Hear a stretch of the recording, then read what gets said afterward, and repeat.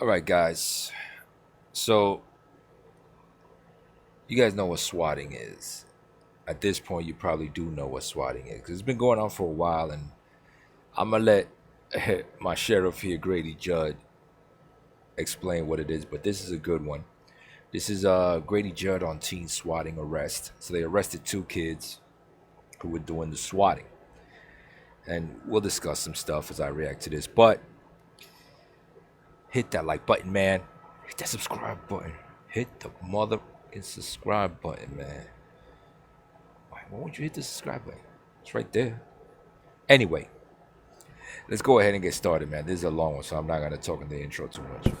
And as you know, one of the major issues that we're having locally and across the state and across the nation is this swatting. And it starts with gamers, usually teenagers, online, and they're playing games. And one gets mad at the other, or one gets mad because he lost the game to someone, looks up his address, and then he calls the local police department or sheriff's office and talks about a horrific event that occurred. Oh, I've killed my mother and father, I've set the house on fire, I'm burning everybody up. Whatever they say causes a remarkable response. Before we keep going, if you don't know who Grady Judd is, he is probably famous on the internet. His memes, his clips of him talking of it. He's a no holds barred sheriff, and I think he's the one who paved the way for the rest of these sheriffs here in Florida. Every other state, every other county has followed suit with him because he doesn't play. Polk County, bro, you gotta really want to do something in Polk County. You think twice before doing something in Polk County. You know what I'm saying? If you're gonna do something like dudes in Polk County, leave Polk County and go somewhere else to do it. Like, go to Miami and do it. There's a story where he had to go to court for something because one of his deputies had shot a dude who was shooting at the deputy. Right, his deputy killed him, and he emptied his gun on him. And they asked Grady Judd, "Why did your deputy shoot the man? 15 or 17 times?" And his response was because he ran out of bullets. Yo, I don't know how true that was. I haven't seen that video, but I can see him doing that. Now, he gets so much respect from judges and everything. He gets respect. Like, if he says something, 9 times out of 10, they're going to go with whatever he suggests. You know what I'm saying? He's just the sheriff. He's the boss.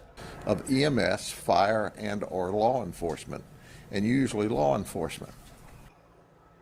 This epidemic has gotten so bad that we do not do a emergency response to something that is announced as being that horrific.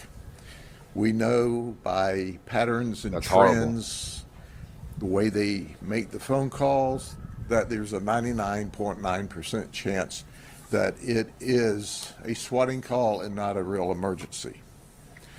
Our first fear is at some point in time, because there's been so much of this crying wolf through the swatting calls, that there will be a real emergency that needs a real response, and it won't get the appropriate response.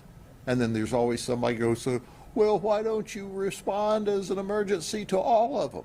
Because it puts law enforcement officers' lives at risk. A lot of reasons. Think about it. It puts fire and EMS life at risk if they're called into the swatting incident. And it puts the homeowners at risk. Yep. Many times these calls come after the homeowners have gone to bed at night. So all of a sudden there's this big rapping on the door, and there's this police response. Well, you wake somebody up in Florida, Polk County, in the middle of the night with a big rap on the door, and it's more likely than not that the homeowner is going to have a gun in his hand on the other side of the door, which can end up a horrible event. That's true. In Florida, a lot of homeowners have guns. I got guns. A lot of people got guns here. I've answered the door when I've gotten a hard ass knock in the middle of the night. Not in this house. Years ago, I lived somewhere else, and I had a roommate. And his girlfriend was going crazy, whatever. Because I don't know, they had some issue. I ain't getting into his personal shit. But she came in the middle of the night. I don't think she knew that I was living there when I got there. She knocked on the door like at, I don't know, I don't even know what time it was, 1, 2 in the morning. I mean, hard, bow, bow, bow, bow. It sounded like somebody was kicking it. I went to the door with my gun. I didn't even think to call the police. I just went to the door with the gun. I probably should have called the police, but I went to the door with the gun. The neighborhood that I was in wasn't the nicest.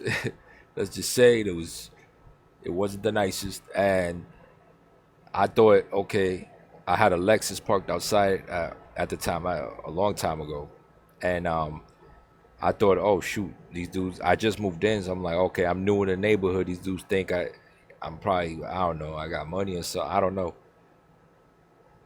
That's what I thought. 2 in the morning, I answered that door, and she was like, oh. When I opened the door, because she wasn't expecting me. She wasn't expecting a dude with a gun. And I'm like, who? I'm like, what are you doing, yo? Like, what's... Oh, no, I'm looking for so-and-so, blah, blah, blah. Then he came out, oh, I'm sorry, that's my girlfriend. He ended up telling the landlord on me. He said he was scared for his life, even though his girlfriend came to beat him up. I probably saved his life, but he ended up telling on me. I ended up moving out of there.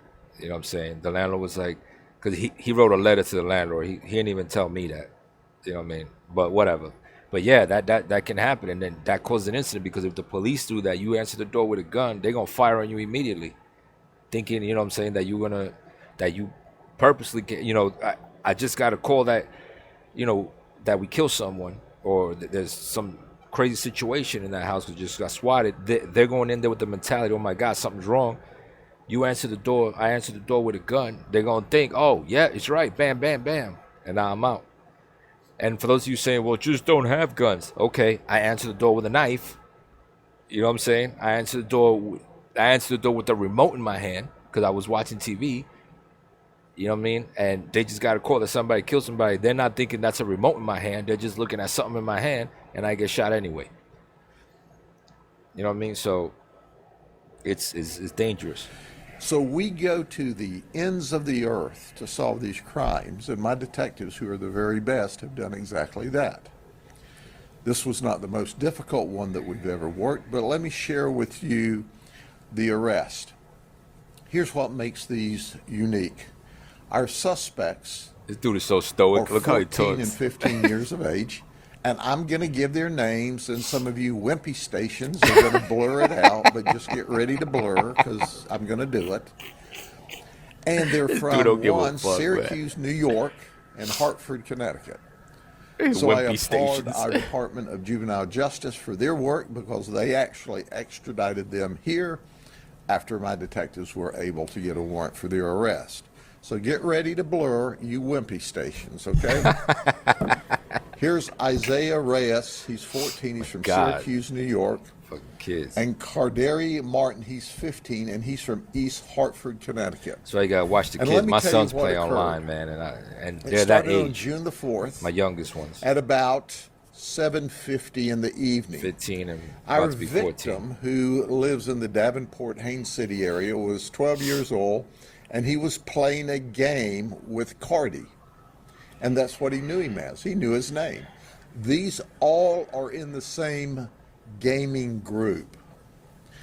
And for whatever reason, Cardi became mad with our victim, and once the game was over, he then created a swatting incident. He called the Haines City Police Department. Turned out it was in the unincorporated area, and Haines City sent it to us and said, there's this shooting next door. I've heard it before, but it's really bad, and my mother said to call. And they're shooting, and they're shooting, and they're shooting guns. So, of course, we went there and determined immediately that it was a swatting incident.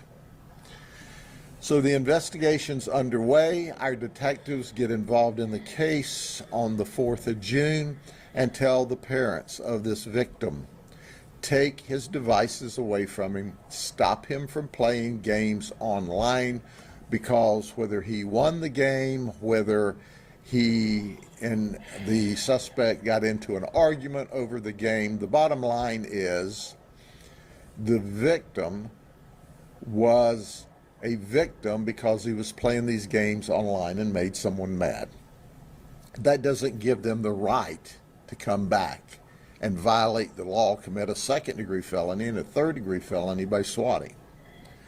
Well, lo and behold, on June the 5th, the very next day, there's another swatting incident to the same victim.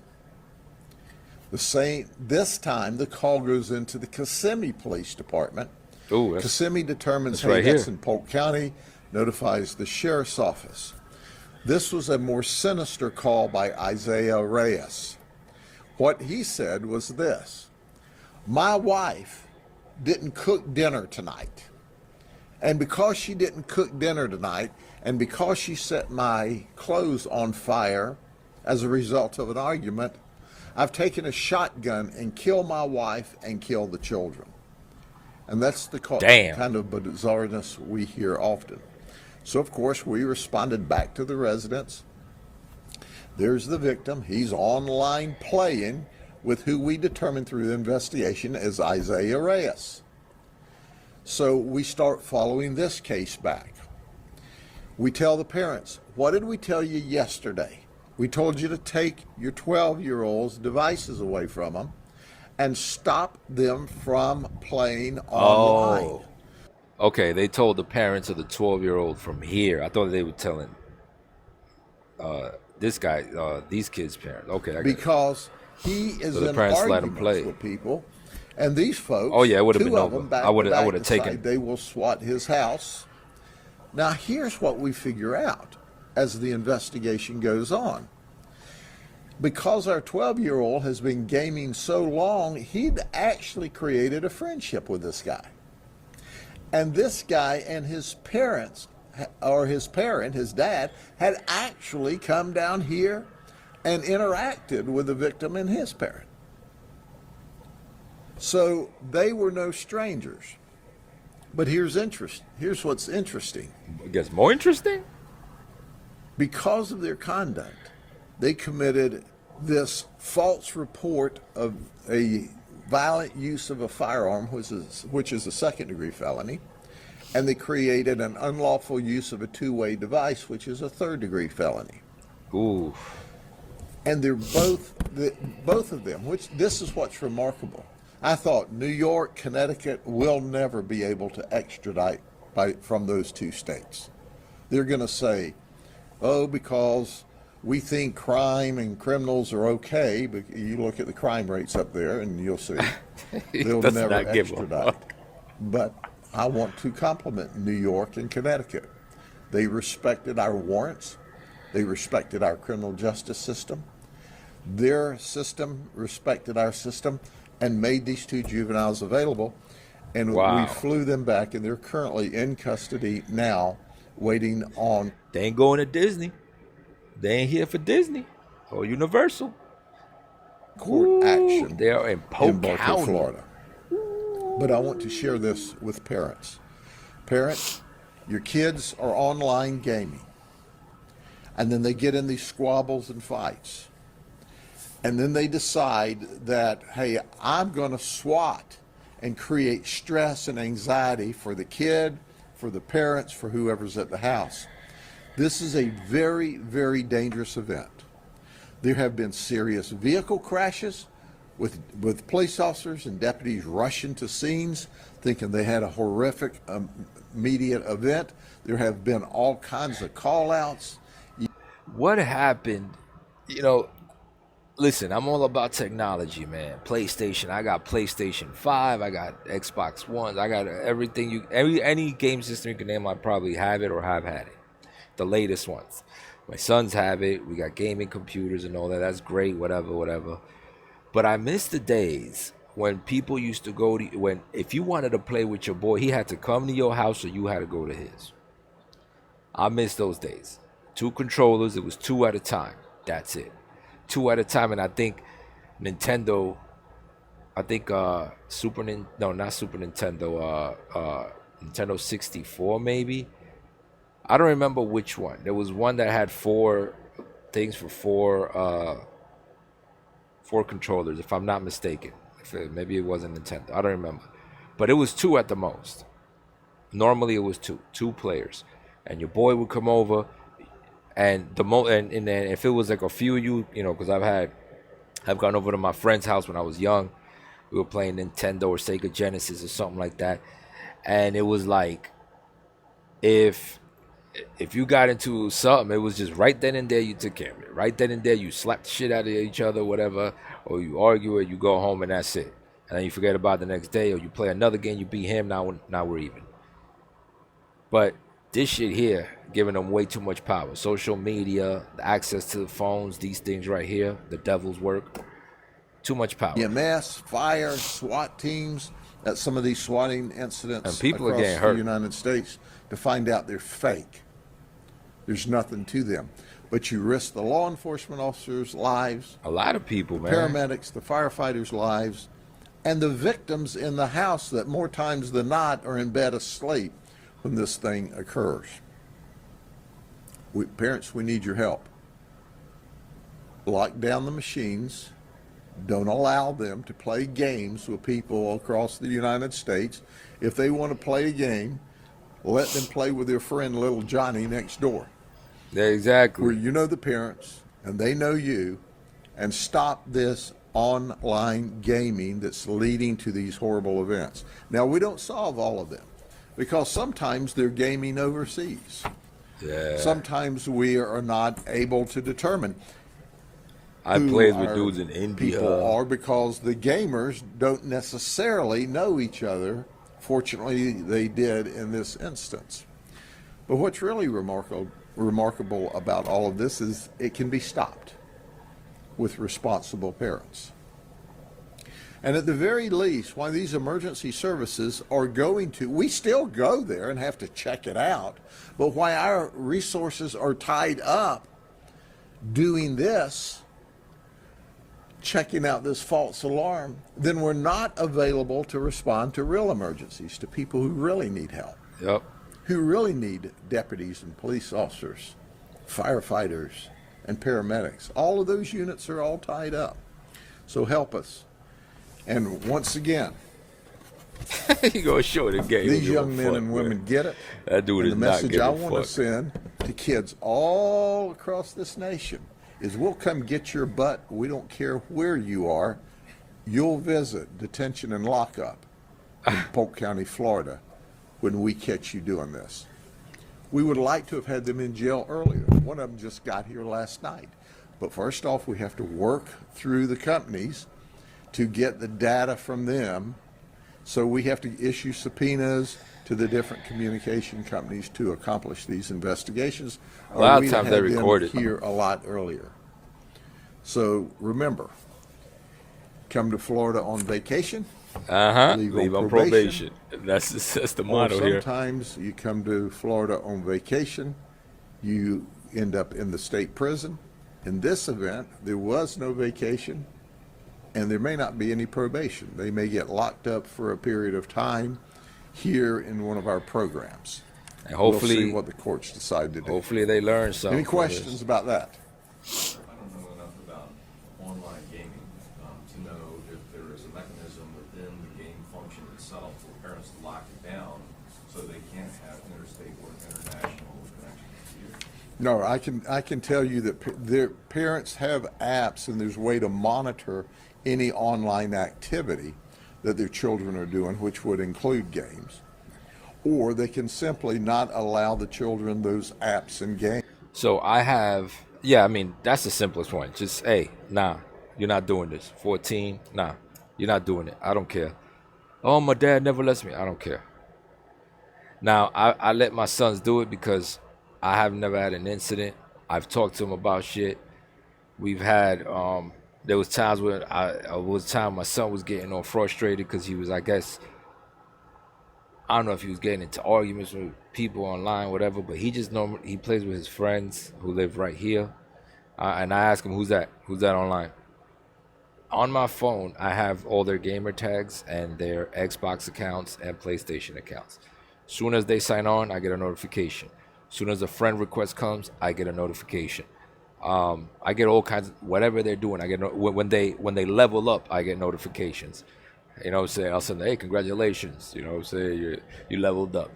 But you know, we can't just be like, nah, you're not playing. The problem is nowadays, a lot of parents, we're afraid to be the bad guy. We're afraid to be bad guys.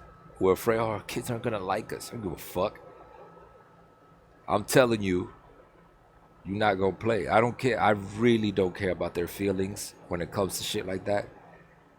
You know what I'm saying? Sometimes you gotta hurt feelings, and that's the problem. We live in a society where feelings are more important than fixing the situation, and that's with everything. Everything. It's feelings. But we don't want to hurt feelings. No, just let them. Don't call him a criminal. We don't want to hurt feelings. No, don't do that. No, don't take it away. Just tell him to be careful. Get out of here, man. And monitor what's happening.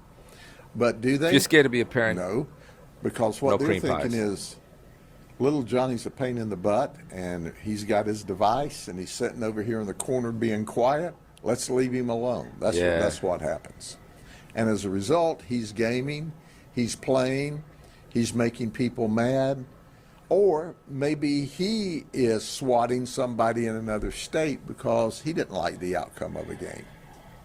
You never want to victim blame, but in the case that your detectives communicated to these parents that they needed to take this device away, first, did they? And secondly, do they face any consequences?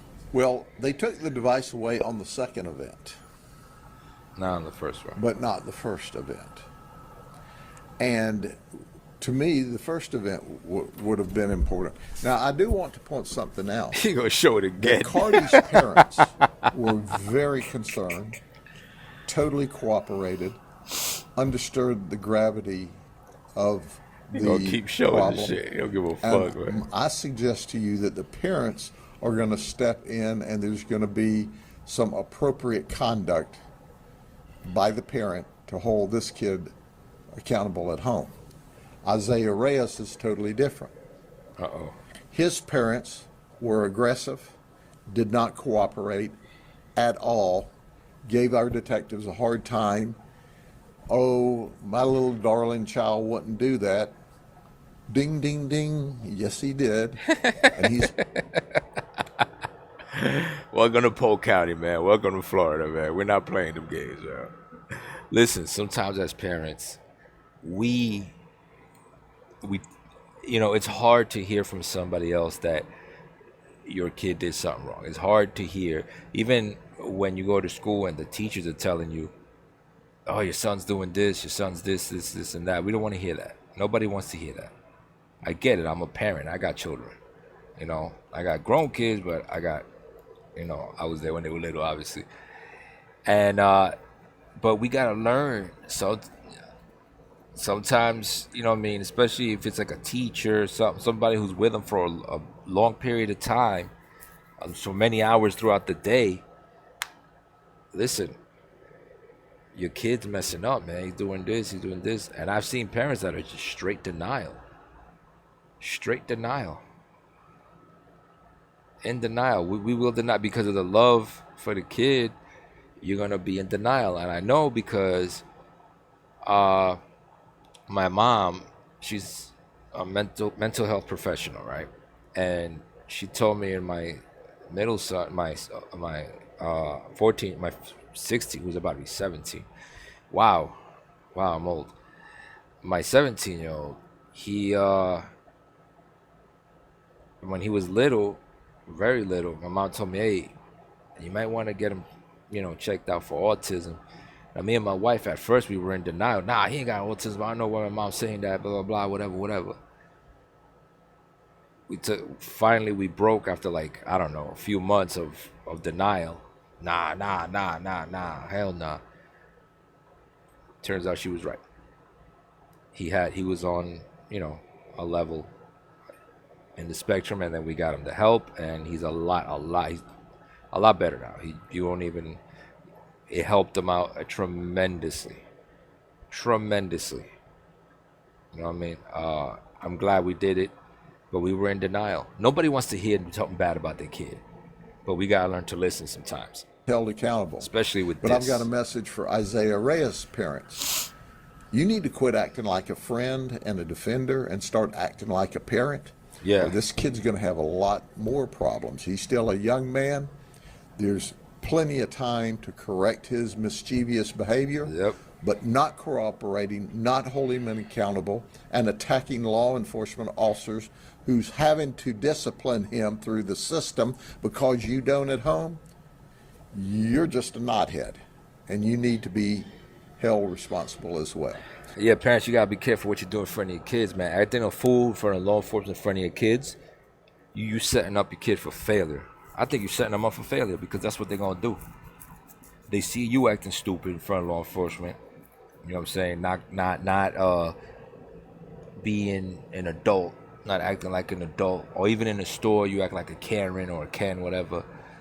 They think that's normal. It's okay to do that, and you just continue the cycle. And it may have gone all right for you. You may have been able to cuss a cop out and walk away, but it might not be the same for him or her. You know what I mean? So you setting them up for failure. But at this time, criminally, we don't have any charges against the parents. But it's abundantly clear that they need to take responsibility and raise that young man the right way. Sheriff, how often do you guys have to deal with these types of swatting calls, and can you quantify or put a number? Yeah, we could probably get the data for you, but it would not be uncommon to tell you weekly. Holy I mean, crap. it's almost every week. Wow. Okay? Weekly they deal with this. Anything else? Okay. Channel 10 wanted to know about Timothy Conrad. I want to introduce you to Timothy. He's 59 years of age, and I'm sure y'all use his picture since he's not a juvenile. Yo, I think I seen him do this a lot. I think they ask him to do this because it gets ratings. People watch these with him like talking about the arrest. He was on Highway 27 I don't be seeing on the people, side of the road. people and doing he was doing driving a this. Dodge Nitro that apparently had car trouble, and he turned on these red and blue lights. Where our deputies patrolling the area see what looks to be a law enforcement officer on the side of the road, so they stop to back him up and see what's happening. They get there, he's got K9 decals on the car. Oh. His lights are activated. They find out he's got a siren in the car. He's got a U.S. Marshal's license plate holder. And we asked him, hey, are you a deputy U.S. Marshal? Well, 29 years ago, a guy by the name of Frank Booth in Pennsylvania gave me a marshal's badge. And I'm a retired marshal. Retired. Well, you know, kind of semi-retired, I still kind of work. Well, are you a marshal or not? So he starts this kind of thing, and our deputies say to themselves, this is not squaring up. So we contacted our colleagues. Yo, Grady Judd, his stoicism, his stoic energy is so funny when he tries to make a joke. It's look. At the U.S. Marshal Service, they go, we have never heard of this dude. He's never worked for us. So we find that he's imitating a law enforcement officer. Then we find out that the license plate on his vehicle, even though it's registered to him, is not registered to the car it's on. Bad day. Can't do that. Got to go to jail. And in addition to that, if you've got a badge and you've got credentials and you turn blue lights on and you tell us you're a law enforcement officer, there's additional charges. Then he said, well, I'm a fugitive recovery person, and he had credentials as a fugitive recovery person. Well, that didn't work so much either. So he went to jail. Fugitive recovery person. And we towed his car, and we took his blue lights and red lights as evidence. There you go. Timothy Conrad, you got to experience the criminal justice system from the inside out instead of from the outside in. Wow. Okay? Thank you all very much. Have a good day. Keep the people in Texas in your prayers. That's a horrible, horrible event of monumental proportions. Yeah. And we all who are in the business can tell you that as horrible as that looks on television, it pales in comparison to what it's really like when you're there on the ground with it at the time. Television can't do it just cause. Man, bro, that last dude, man. There's some people, I don't know why you would impersonate a cop, bro. Like, do you understand? The cops know, bro. They can tell. They can tell. Law enforcement's gonna know. You know what I'm saying? When it's like that too obvious, when it's too like flamboyant, you stand out. When they can't tell is when you're just plain clothes. Like there's been incidents where it's plain clothes and these dudes like FBI and DEA and stuff. You know what I'm saying? That's when they get into some, because they can't tell that, you know, those dudes are just being regular, whatever. But that's a whole different thing. But guys, stop being friends with your kids, man. I know you think, oh, me and my son, we're friends. Yeah, you can joke around. I joke around with my son, but when it's time to, you know what I'm saying?